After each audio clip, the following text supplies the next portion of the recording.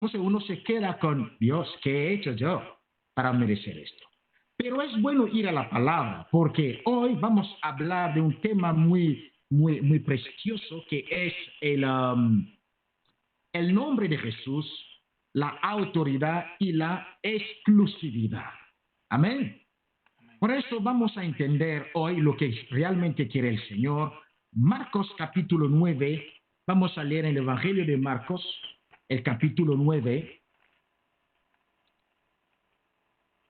Marcos capítulo 9, vamos a leer los versos 38 a 41.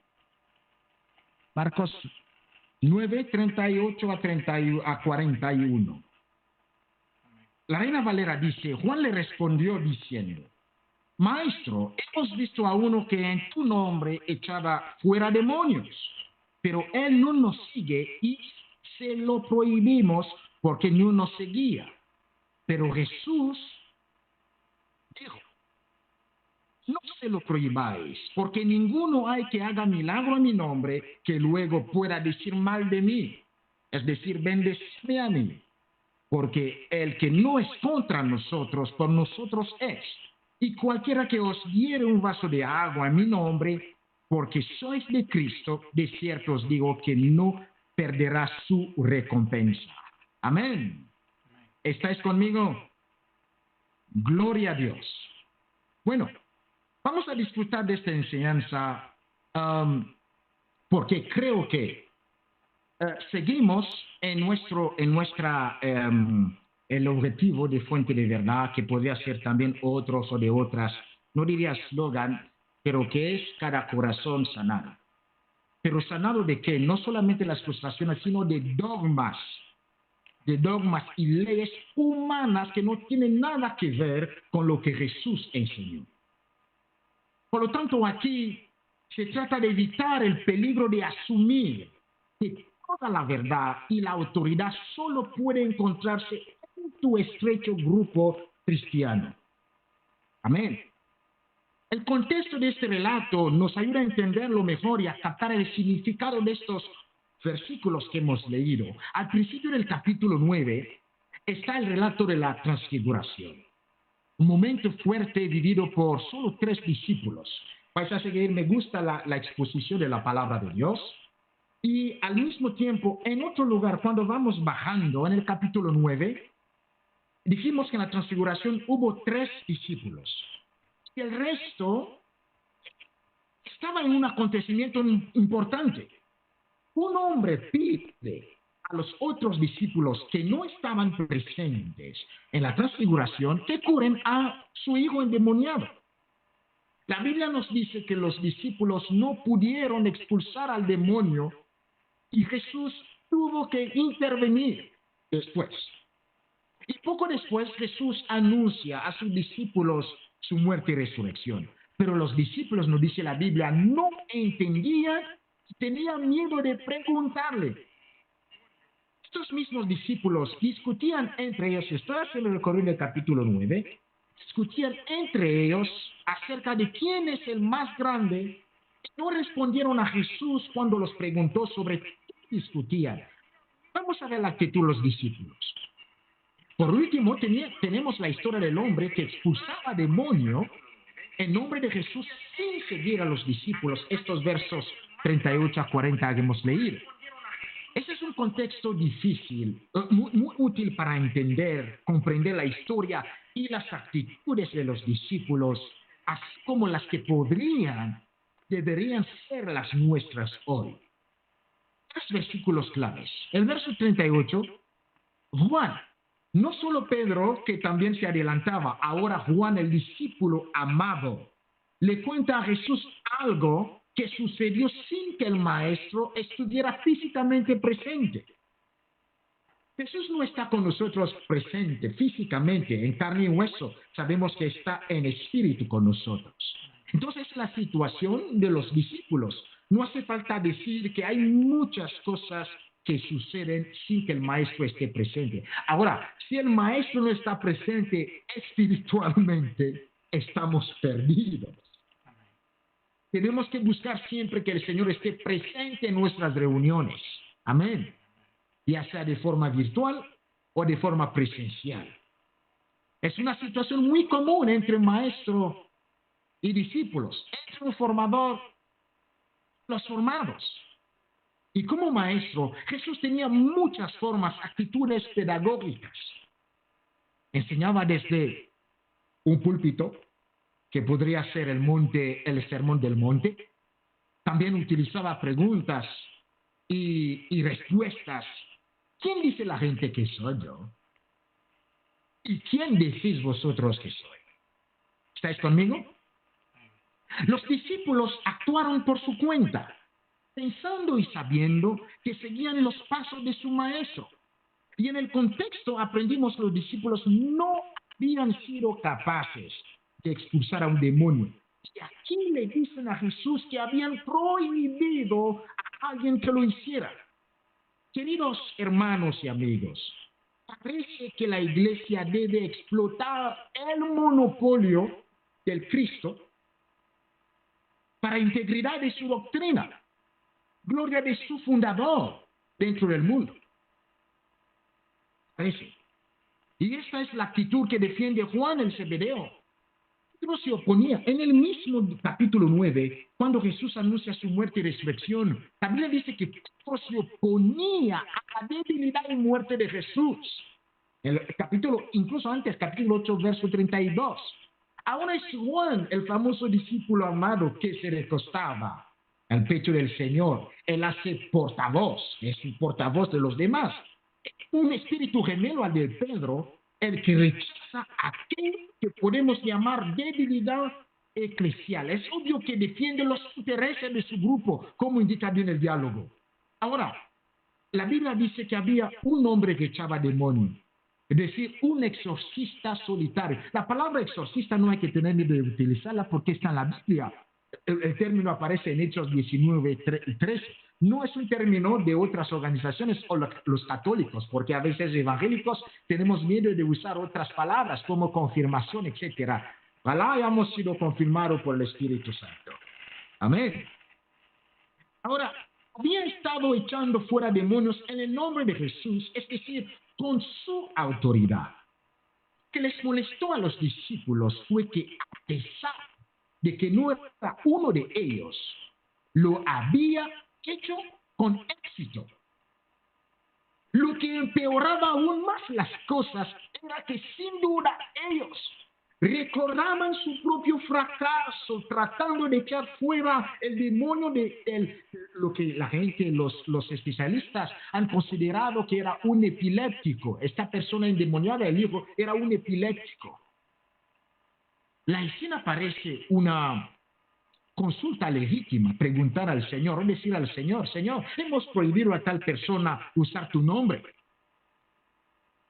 Y aquí en la iglesia un caso no previsto y piden consejo a Jesús. Mejor dicho, ni siquiera es consejo a Jesús. Se apresuran a solucionar el caso antes de consultarle. Raso error. Con gran fuerza. Digamos el imperativo que usa el Señor. No se lo prohibáis. Es una orden.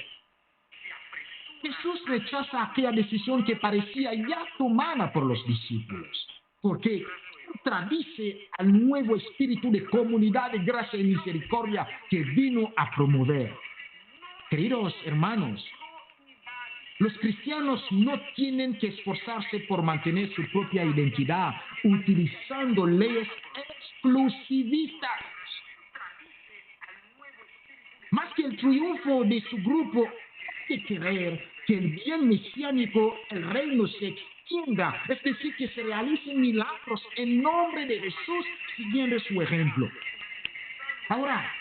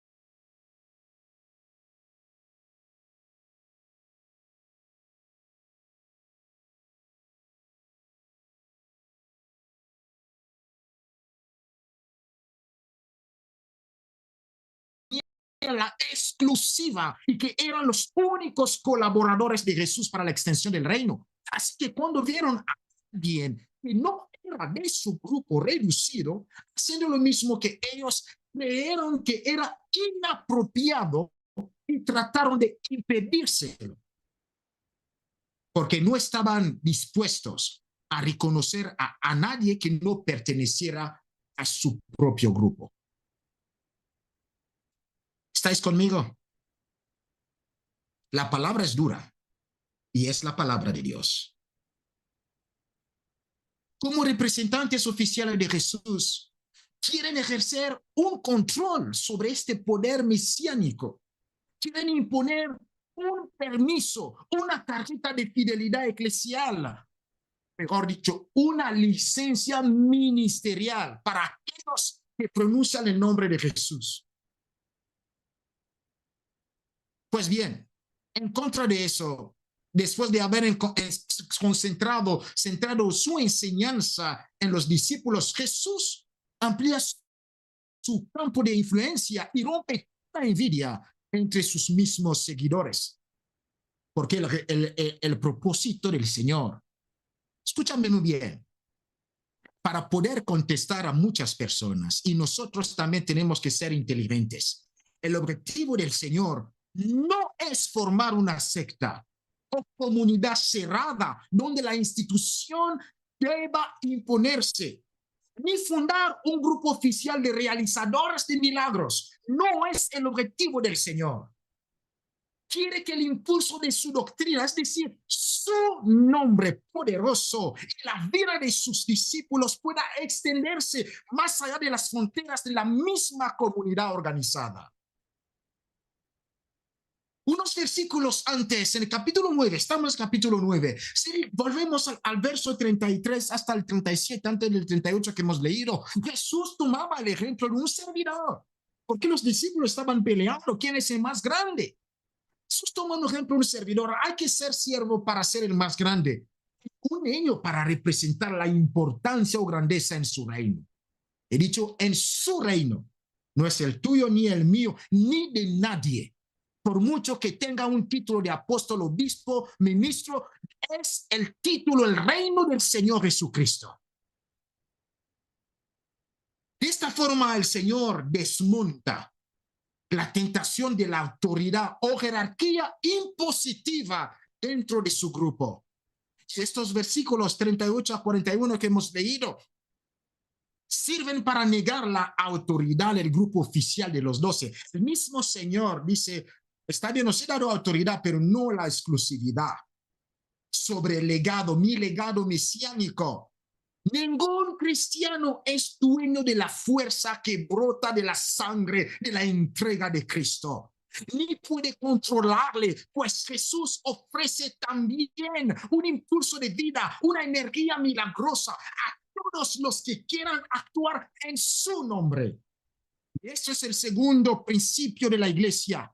La iglesia dirige, anima, expande el reino de Jesús, pero no quisiera, ni domina, no utiliza este poder en nombre propio, ni quiere controlarlo para bien del grupo por encima de los demás.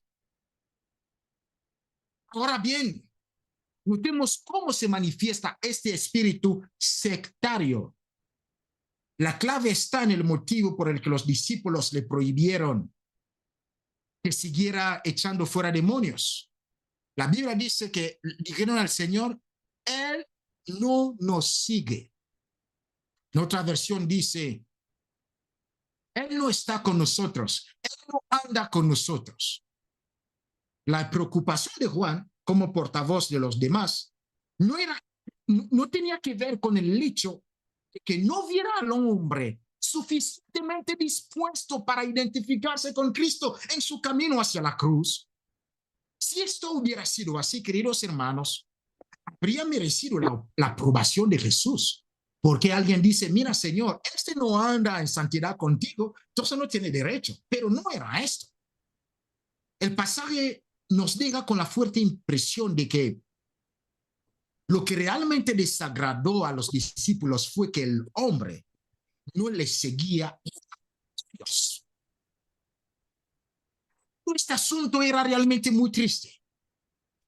Hacía muy poco, los mismos discípulos habían sido incapaces de sanar a un muchacho endemoniado. Pero ahora querían impedir que este hombre que obraba en el nombre del Señor era lo que ellos con tanta dificultad no habían conseguido. Por supuesto, esto no era la forma de hacer progresar la obra de Dios. ¿Me estáis siguiendo? Prohibiendo a otros a utilizar el nombre de Jesús no es la forma de hacer progresar, avanzar el reino de Dios. Pero desgraciadamente esto sigue siendo así. ¿Cuán a menudo criticamos a otros por los éxitos que no podemos conseguir nosotros mismos? ¿Acaso estaban celosos los discípulos porque otra persona podía serlo y ellos no? El texto no nos lo dice. Lo que sí nos dice es la razón por la que los discípulos prohibieron al hombre expulsar demonios. No andaba con nosotros. Es decir, no pertenece al club de los 12. A sus ojos, esta razón es buena. Nosotros que estamos con el maestro, una lógica que dice que no se pueden hacer ciertas cosas si no se sigue al Señor. Y esto parece legítimo. Es como si fuera una etiqueta para salvaguardar y protegerse contra la falsificación. Ellos no lo conocían. Obviamente no era parte del grupo, el grupo que estaba de moda, de su denominación religiosa. Denominación religiosa. Así que trataron de detenerlo porque no nos seguía. Ahora bien, queridos amigos, dicen, no nos seguían. A nosotros será. ¿Acaso se trata de seguir a un cristiano como tú? Un grupo de personas, a una denominación. Se trata de seguir a Cristo. Es como ir diciendo que solo los que son de tal u otra denominación, organización, tienen la salvación. Son los que cumplen tal o tal rito, que predican así, que se visten de esta manera, que saludan con un Dios te bendiga. A mí un día, cuando vine aquí, recién llegado, alguien me dijo, no se dice hola, no se dice ¿qué tal? Se dice Dios te bendiga. Me quedé flipado. Porque yo estoy acostumbrado a saludar buenos días, buenas tardes a mi papá, mi mamá, etcétera, y donde venía. Pero a mí me querían imponer, me pusieron, hay que decir Dios te bendiga. Con respeto, diga, vale. Es una tontería. Una tontería, así es. ¿Me ves?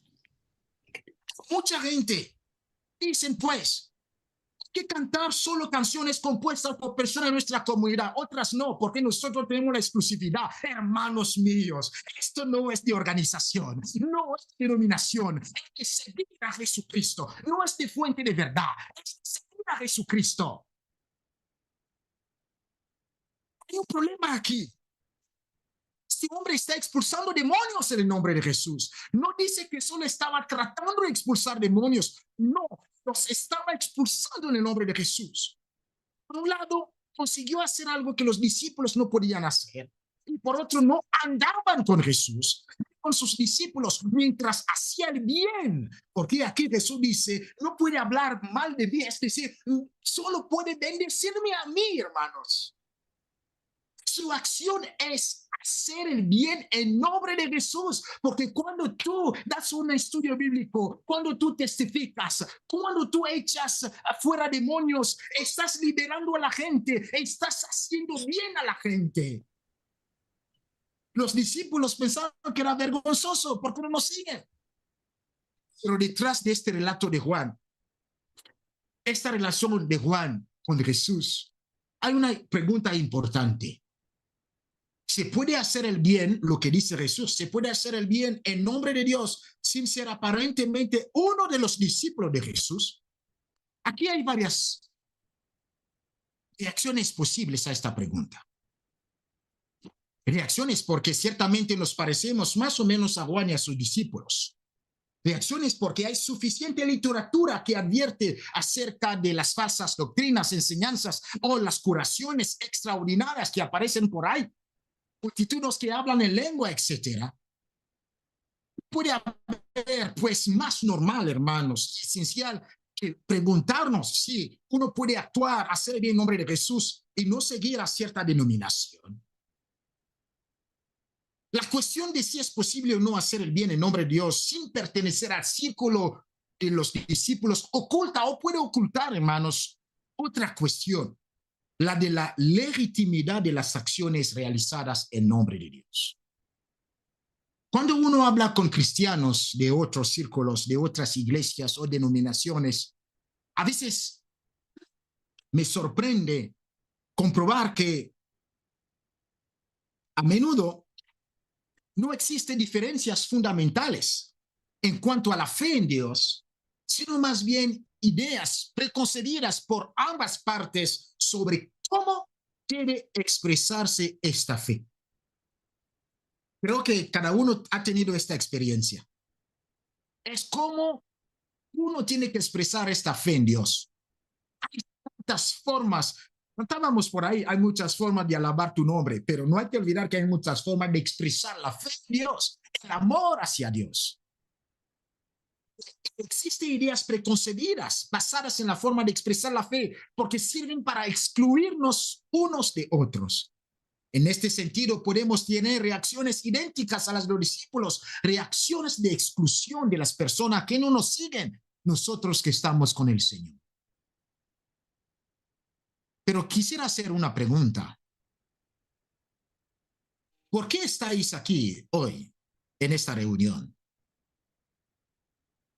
¿O por qué, bueno, algunos, nosotros, casi la mayoría, que ya formamos parte o que proyectamos una parte de Fuente de Verdad? O en de otra iglesia, lo que sea, denominación, ¿por qué está ahí en esta y no en otra? ¿Por tradición? ¿Por sentirte bien? ¿Porque naciste en ella?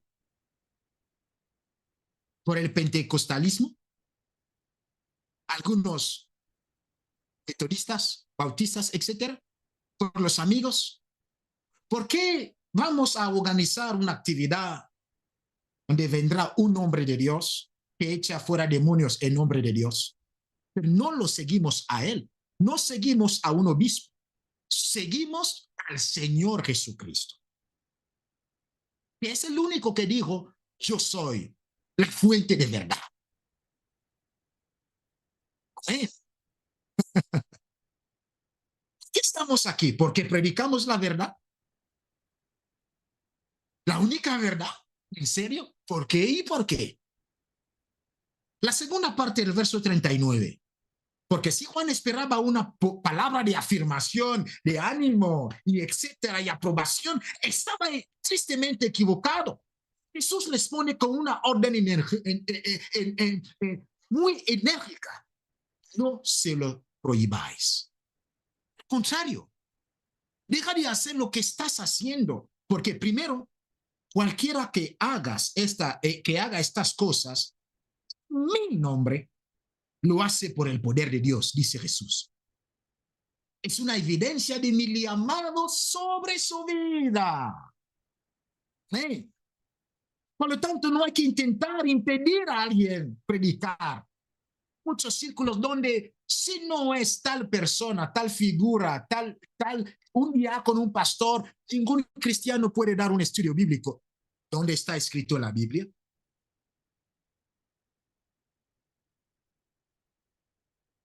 No hay que tratar de refrenar a alguien. Hay que alegrarse en él y con él, porque el reino se extiende. El pastor ha estado diciendo, no importa que venga la gente, hay muchos que quieren venir a la actividad, que se congreguen después con nosotros, gloria a Dios, o que vengan porque han sido invitados, que vayan a otro sitio, gloria a Dios. Esa es la actitud que quiere Jesús para cada uno de los que se dicen ser seguidor de él. Lo más importante es la extensión del reino de Dios. La postura del Señor es clara. No admitía el espíritu sectario de los discípulos. Si no lo hizo antes, tampoco lo hace hoy. Su respuesta muestra que no tenía una visión restrictiva en cuanto a quién podía participar legítimamente en su misión. La expulsión de los demonios se hacía mediante el poder de Dios y su poder no estaba limitado a los 12. Jesús señala el problema para los discípulos. Alguien que hace milagro en su nombre no puede maldecirlo literalmente inmediatamente después. Sí que solo puede ser un seguidor de él.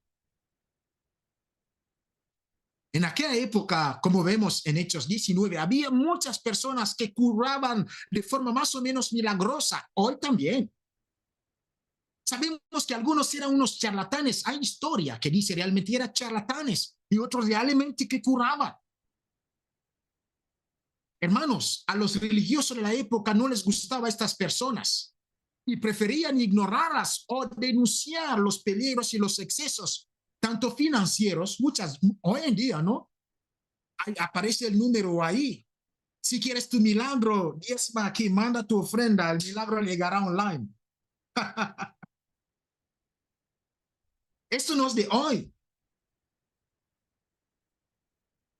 Pero esta gente no solo hablaba en contra de estos charlatanes, Jesús también era mal visto por los religiosos porque curaba. Jesús explica a sus discípulos que quien hace algo en su nombre no puede ser un adversario. El relato no nos dice si los discípulos, porque ese es el tema. El relato no nos dice si los discípulos, después de haber oído al Señor, se fueron a disculparse con el hermano y decir, perdón, no, aquí, ni lo hicieron allá, ni hoy en día, no te llaman para decir, perdón, estaba equivocado, puedes continuar, puedes seguir donde estás. La respuesta de Jesús, no se lo prohibáis, debería interpelarnos y hacernos reflexionar sobre cómo valoramos la fe, el amor de otros, no para con nosotros, sino para con Dios. ¿Quiénes somos, hermanos, para ponernos en el lugar de Dios y juzgar las acciones de los demás? Claro que a veces tenemos que tomar partido, pero tengamos cuidado con cómo lo hacemos. Por supuesto, podemos sentirnos incluidos, inducidos a expresarnos sobre prácticas que no nos parecen muy claras o cuestionables. Pero pongámonos en el lugar de Dios para que nos guíe. Use nuestras palabras a fin de no condenar ni excluir. La gente que nos rodea siempre nos hará preguntas sobre nuestra iglesia, denominación, nuestra fe, o sobre otras iglesias, y ahí en tal sitio usan el agua del río Jordán, y vosotros qué, este tipo de cosas. Pidamos a Dios que nos guarde de cualquier espíritu de crítica negativa, superioridad, exclusión o falta de respeto. Porque, queridos hermanos, lo repito, tener un corazón sanado es también saber apreciar la expresión de fe de otra gente. Y hacia dentro de la misma comunidad religiosa como fuera de ella. Los discípulos pensaban que estaban haciendo lo correcto porque este hombre no les seguía. Estaban en mejores, fijaos bien, estaban en mejores condiciones que nosotros para hacerlo porque ellos estaban cerca de Jesús físicamente. Solo podemos observar su aparente dificultad para aceptar que la gente haga el bien en nombre de Dios sin pertenecer al mismo grupo religioso. Por lo tanto, es bueno analizar nuestra actitud hoy. Estamos en un cristianismo literalmente, como dicen muchos estudiosos de la palabra, no solamente estudiosos, sino también sociólogos que dicen el cristianismo está en bancarrota, donde cada iglesia cree poseer la auténtica verdad.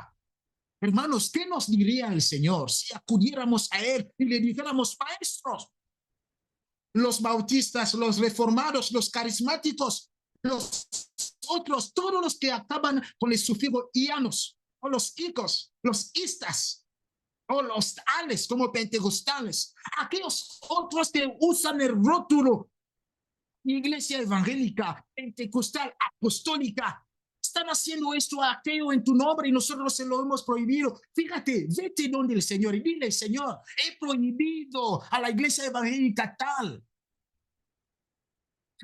A ver qué te dice el Señor.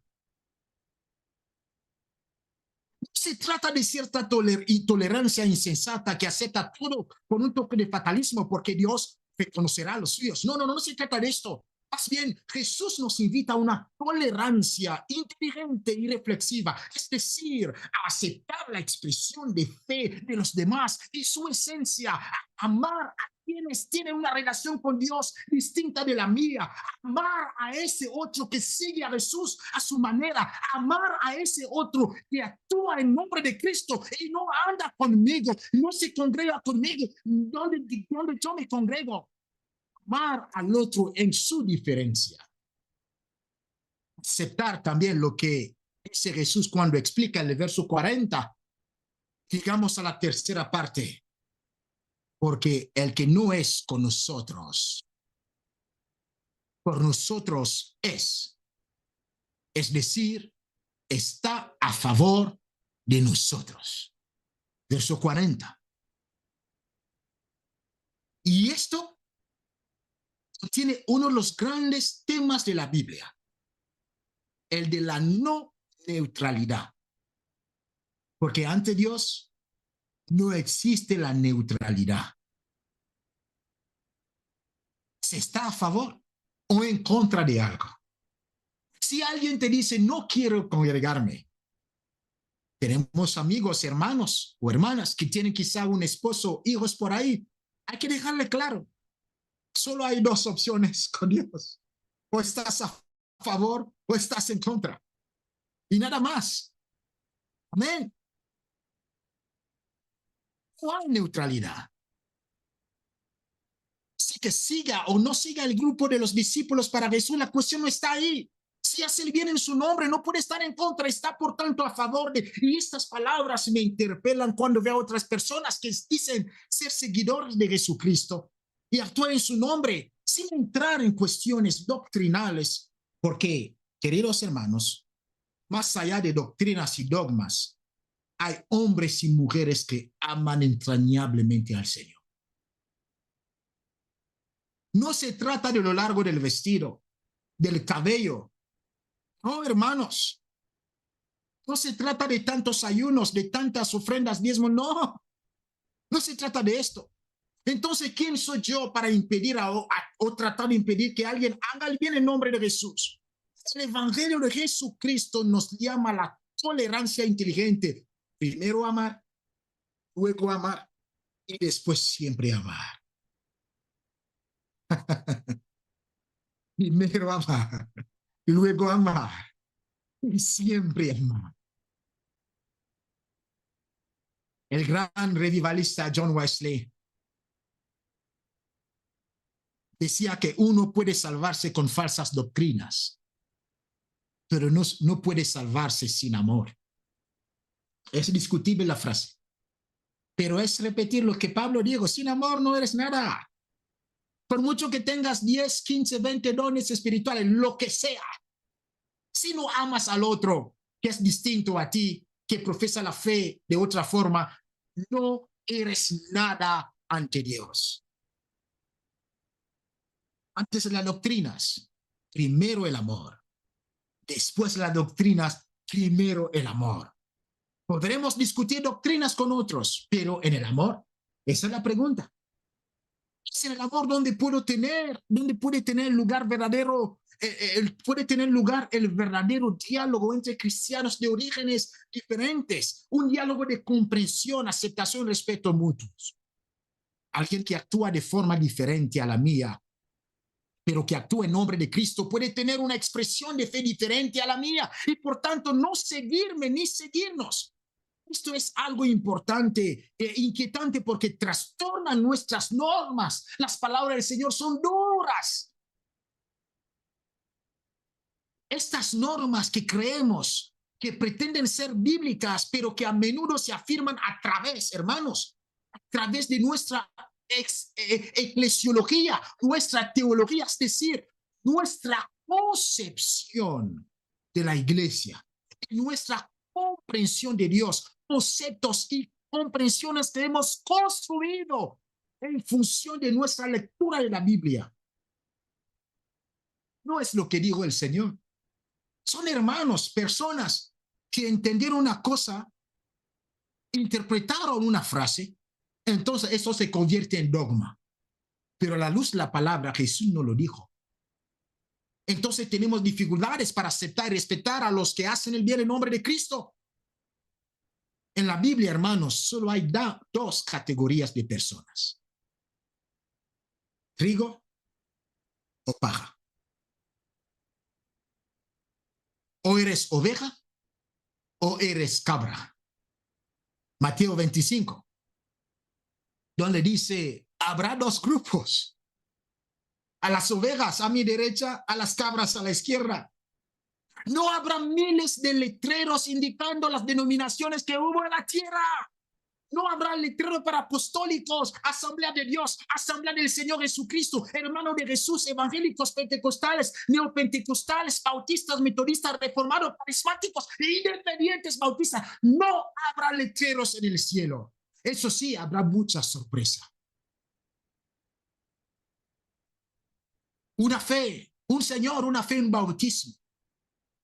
Nadie puede apropiarse el vocablo de iglesia verdadera. En la Biblia y a lo largo de los primeros siglos de la cristiandad, fijaos bien, todos los libros históricos, incluso desde los apóstoles, después, los 4 primeros siglos, es algo tremendo. Uno lee los libros y dice, pero esta gente no discutía sobre quién era verdadero o no. Y esto que estaban más cerca que nosotros.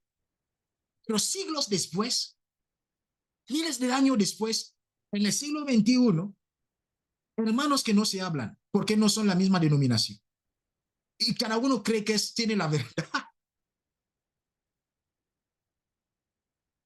El prejuicio de los discípulos contra los forasteros obstaculiza en su momento. Si Jesús no cortara, de no haber cortado esto, este prejuicio habría obstaculizado el valor futuro para la comunidad del reino. Por lo tanto, deben estar abiertos a todos los que son llamados, utilizados por Dios, y no aceptar solo a los que son como ellos mismos. Hermanos, aquí tenemos que aceptar a todos los que predican en nombre del Señor. Los discípulos estaban a punto de aprender que el reino de Dios, escúchame bien, el reino de Dios es más grande que tu experiencia del mismo, de tu bautismo, en agua, en espíritu. El reino de Dios no nació contigo ni acabará contigo. Es tan grande que cualquiera que esté por Cristo está con nosotros. Definir la verdad a través de nuestras o a partir de nuestras propias tradiciones es perjudicial para el avance del reino. La tradición tiene sus delirios de grandeza. La verdad empieza y termina con su propio conjunto particular de creencias. Estoy por acabar. Sin embargo, hermanos, las tradiciones y las denominaciones se equivocan cuando elevan sus distintivos, sus logos a verdad absoluta. Debemos aprender a estar de acuerdo en estar en desacuerdo.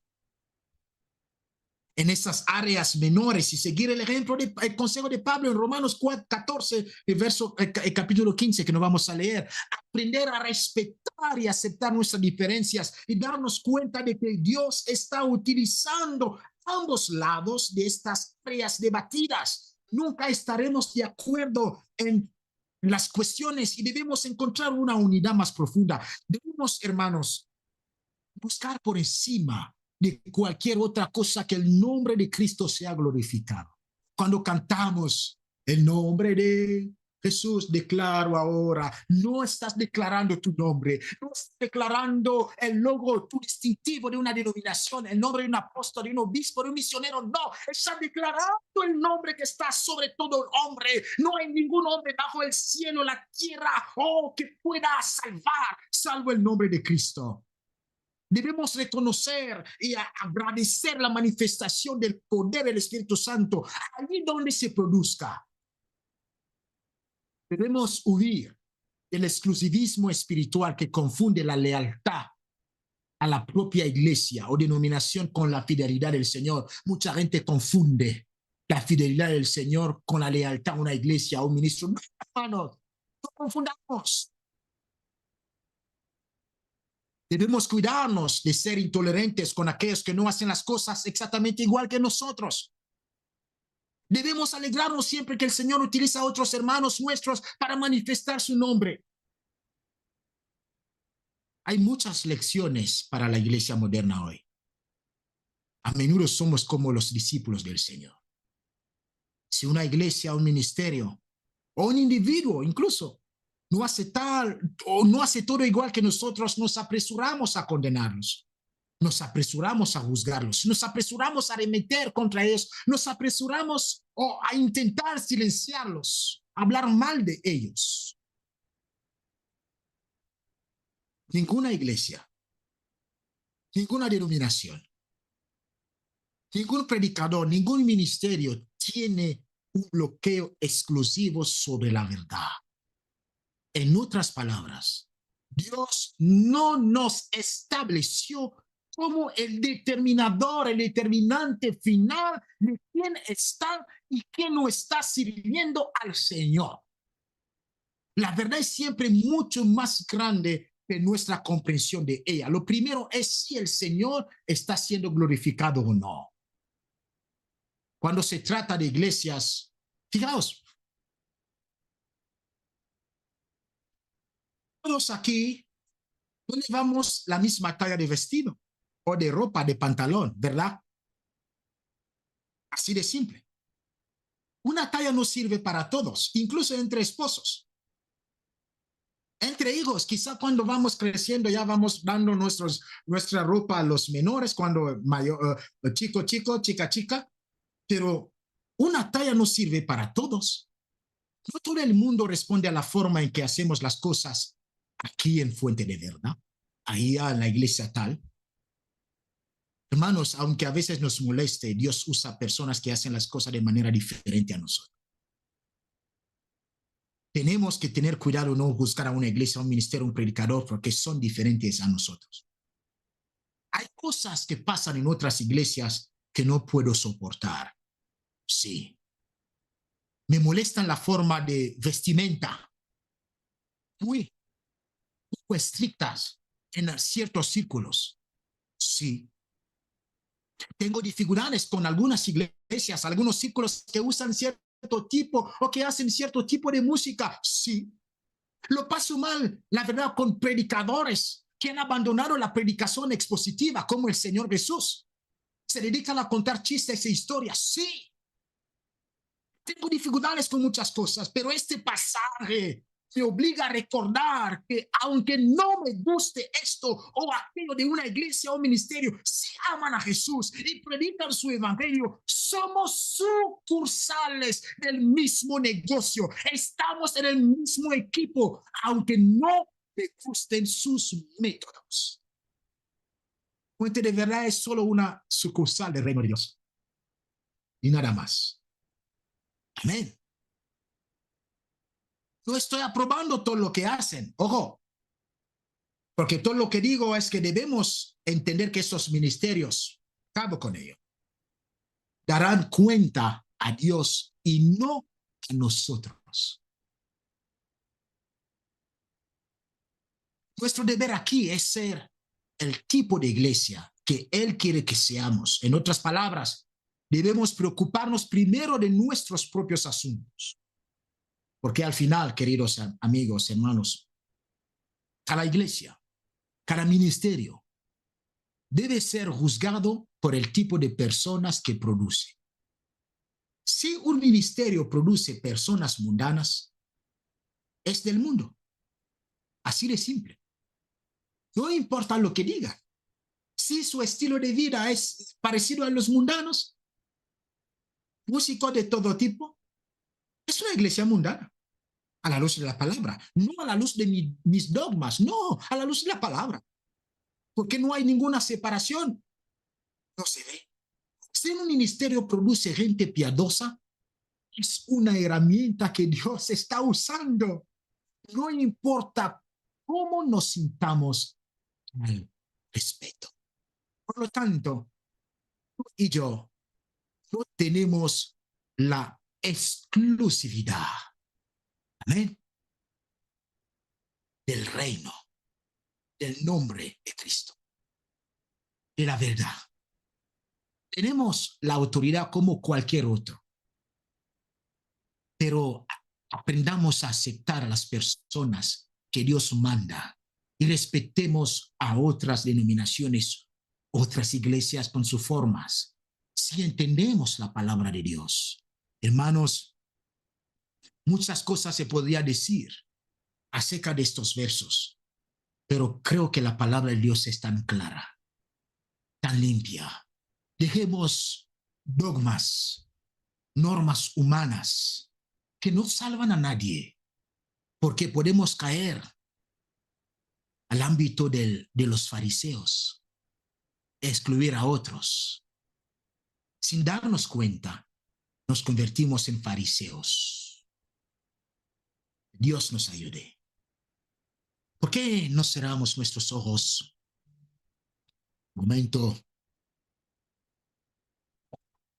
Que Dios Todopoderoso siga ministrando nuestras vidas con estas palabras.